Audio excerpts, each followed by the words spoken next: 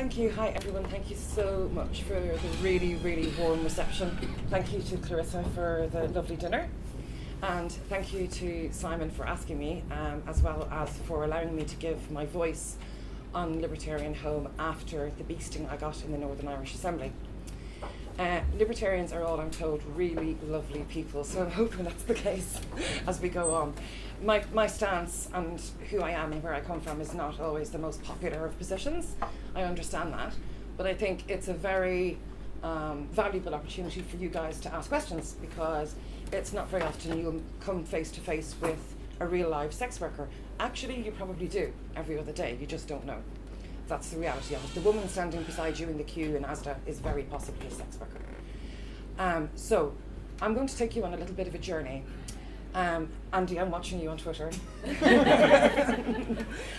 I'm going to take you on a little bit of a journey, and I'm going to tell you how I came from 1970s Catholic Ireland, being educated by the nuns, to being the woman who is taking on the Northern Irish state. And also the Republic of Ireland, because why not, eh? You know, I'm just waiting for the law to come in down there as well. And it's a bit of a convoluted journey, but we'll get there in the end. So I was brought up, incidentally, I'm going to swear once through this whole talk, and it's because I'm directly quoting my grandmother. Apologies in advance, okay? So I was brought up in 1970s Catholic Ireland, where repression was the name of the day. We were absolutely terrified of the church. Catechism was everything. I was taught by nuns who said that we weren't allowed to wear patent black leather shoes in case it showed the reflection of our knickers. So that's where I was coming from. Sex was a dirty word. It was like something that you did as a duty to your husband. You endured it. It was really something horrid that we didn't talk about at all over the table. In fact, how anybody had babies back then is just beyond me. So one of my earliest memories, in fact, one of my fondest memories, is watching TV with my grandmother, who's now 92, and we're very, very, very close. And the sex scene came on. Now, I'm quite close to my grandmother the way anybody else would be to their parents. So it's like watching a sex scene with your parents, okay? Mortifications personified. And the woman concerned was making quite a racket. And I'll always remember that my grandmother said to me, "What's she making all that noise for?" And I said, "She's enjoying herself, Granny." She went, "Don't be so fucking stupid." And so that's the background that I came from. So from there, I've another memory as well as a child of being in the back of the car with my mum and dad. We were driving around, I don't know why, we were driving around the red light district in Dublin. Not for any particular reason, I think we were just going that way. And there were two ladies stood on the corner of Fitzwilliam Square, which was at that time the main red light area. And I remember my dad turning to my mum and saying, "Do you know what they are?" And she curled her lip and went, "Ladies of the night," like that. And I'll always remember that I didn't see what they saw. They saw these poor, bedraggled women that needed to be rescued, that curled lips and everything else. I saw two women laughing hysterically. And that memory stayed with me for a very, very long time. I went on from there to develop quite an unhealthy obsession with Cynthia Payne. Cynthia Payne was, as I'm sure you all know, the luncheon vouchers madam. But what struck me about her when I started doing my initial research was not only was she very good to her girls, and I've met a number of women since then that have worked for her, and they'll all vouch for that, but she was very good to her clients as well. She really mothered them. You know, she made them poached eggs on toast, she welcomed disabled clients, etc., etc. I thought, I really like this woman. Now, in the strict sense of the word, Cynthia Payne was a pimp. And it's one of the things that I fight a lot when I'm speaking and debating is pimp this, pimp that, pimpity, pimpity, pimp. The reality is, at the moment, just to put you in the picture, that in the UK, if two women work together for safety in a flat or an apartment or even a hotel room, then it's deemed a brothel. Both women can be arrested for pimping from each other. Both women can have their money, their phones, their laptops, everything taken off them, end up with a criminal record. In fact, in Glasgow, where I'm constantly arguing with Police Scotland, they're of the view that if we push the women into the criminal justice system, at least that way we know where they are. It's horrendous, absolutely horrendous. In no other occupation can I think of to somebody say known electrician on their on their police record, and yet they deem it okay for us. And what that actually means is that it's stigma enhancing, so that if I choose, for example, to leave sex work tomorrow and go and apply for a job, I won't get it. So I work with a lot of disabled clients now, some very, very disabled clients, both in terms of mental health and physical well-being as well. So, for example, I can go and see one of my guys in Perth. He's an absolute dude, and he has cerebral palsy. He's fairly immobile. So I can go and see him. I can move him about. I can lift him out of bed. I can use a hoist. Hey, I can even change his catheter. I trained to do all this on the job. And it's all perfectly legal and all perfectly moral, in my view. However, if I apply for a job tomorrow as his carer, I won't get it, because it's on my police record that I'm a known prostitute. So that is what we're up against. So, moving forward, I moved to Scotland in 2003. I worked for a bank, and the bank sold me a dream. They said, move to the Highlands. I'll never get over the stigma of being a banker, by the way. Let me just get it. They said, move to the Highlands, to a young, upcoming, bustling town. We'll give you an increased salary, a company car, all the benefits, etc. And they put me in Oban for 5 years. Oban has a population of, I don't know, just several thousand people, and everybody is MacLeod or McLean.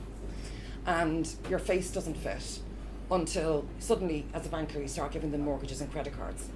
Then suddenly I became popular. And I was very popular. It was a case of, go and see that girl, the Irish one with the curly hair in Bank of Scotland. She's great. She did my mortgage, and she did my car loan and everything else as well. Well, old habits die hard, I'm afraid. And my attempt at a new life, this was retirement number 3. My attempt at a new life failed spectacularly, because I took a look around me about where I was in the Highlands, and there were no escorts whatsoever. None. So I set up a website, and it was all going swimmingly, and I was working part-time at the weekends. And then somebody blew the whistle in the bank, and it went straight up the ranks. And as part of a confidential investigation that was going on into my behaviour, members of staff were openly discussing my case on social media. I took screenshots of everything. So that began my fight back. I thought, no, you're not going to sack me. You are absolutely not going to sack me, because everybody in the bank knew what I was doing. I mean, my nickname was Belle, for goodness sake. It was only because the whistle was blown that they all jumped like rats off a sinking ship. Everybody knew, the manager knew, and everybody, and they all covered up and all said they didn't know. So I thought, I'll see you in court. So I fought them for 4 years through the courts, and unfortunately I lost on a technicality, leaving me over £40,000 in debt. Hence where my anger comes from, right? So at the same time, I had a baptism of fire in Oban, where I was living at the time. I had eggs thrown at my car. I had dog poo put through my letterbox. I had abuse screamed at me in the street. And I had a man walk up to my daughter, who was then 7, and say, your mummy's going to die of AIDS. Now, I'm not sure if anybody here in this room has ever had the unfortunate experience of trying to convince your child you're not going to die, but it's not something I ever want to go through again. And at the same time as that kicked off in Oban, a man was released back into the society, having served his time for interfering with children. And the feeling in the town was, leave him alone, he's done his time. And yet, I was with consenting adults, and I was absolutely pilloried. That started the fight back. So I started to look around for various different organisations that supported sex workers and sex workers' rights, and I came on board, and I started to fight in Scotland. The more I started to fight, the worse it got. Anyone who follows me on Twitter will know I'm queen of the round. It's mainly in terms of the lies that the other side tell. For instance, in Ireland, the main organisation I'm fighting is Ruhama, and I'm not sure if anybody here is aware of this, but they are the main anti-sex work protagonists in the Republic of Ireland.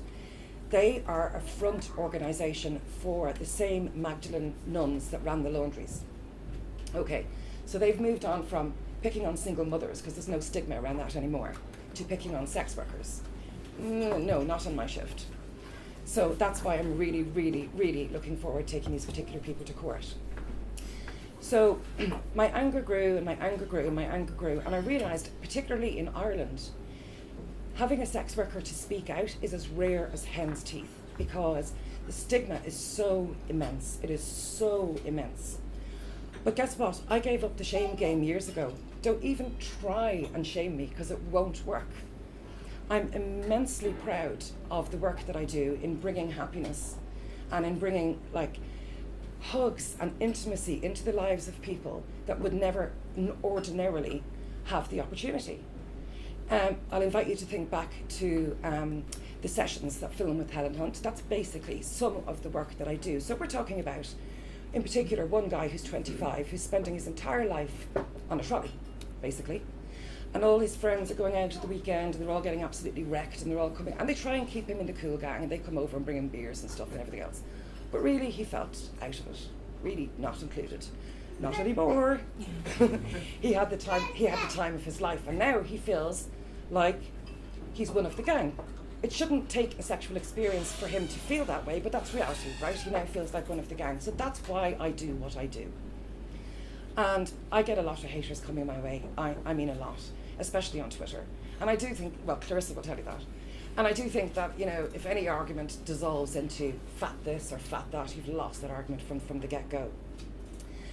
So in Northern Ireland, I started to work over in Northern Ireland quite regularly, and the DUP started up with a bill. Now, the DUP are, for the uninitiated, hardline fundamentalist Christians. And they are Presbyterian, old-style Presbyterian. So I went into the Northern Irish Assembly as a Catholic, single mother, bisexual sex worker. It was like full house. So they did. They absolutely went through me, but I managed to hold my composure. God bless media training. And thanks again to Simon for giving me the opportunity to go back and to have my voice against them. But something inside me snapped, and I thought, you're not getting away with this. You're just not. The lies that they spin about trafficking, it's trafficking hysteria that they spin all the time. The vast majority of sex workers are trafficked. No, they're not. No, they're not. The vast majority of sex workers controlled by a criminal underground. No, it's not. You're talking absolute rubbish. I know. I've been 22 years in this godforsaken trade. I'm 42 and 37 on the internet. I should know. I should know what I'm talking about. So, and this is what I'm up against constantly. And I've had threats to my personal safety, blah blah blah blah. I'm in talks with the PSNI. However, I am. I have just next week. I will be serving them with papers, in which I am challenging clause 15, which makes it illegal for a man to pay for sex. I'm saying man because it's been very gender specific through the whole debate. They focused solely on women. They completely ignored men or trans people who sell sex. And I'm really looking forward to it. And actually my barrister hates me because I said, look, if we're going to challenge this on the grounds of safety of sex workers, then why don't we challenge the brothel keeping laws as well? We might as well go the whole hog. So he was like, right. So he went back to redraft. But hopefully now next week I'll serve them with papers, and we will have a hearing date in February. In the Republic of Ireland, I'm waiting for Frances Fitzgerald to bring the law through, and I will issue Supreme Court proceedings against her as well. In fact, if this year doesn't turn me into a size 8, I fecking give up. I really truly do. So, you know, as I often get accused of being a privileged, cis, white, educated journalist working on her second degree, yada yada yada. While all that's true now, I acknowledge my privilege. I absolutely do. But I also acknowledge my past.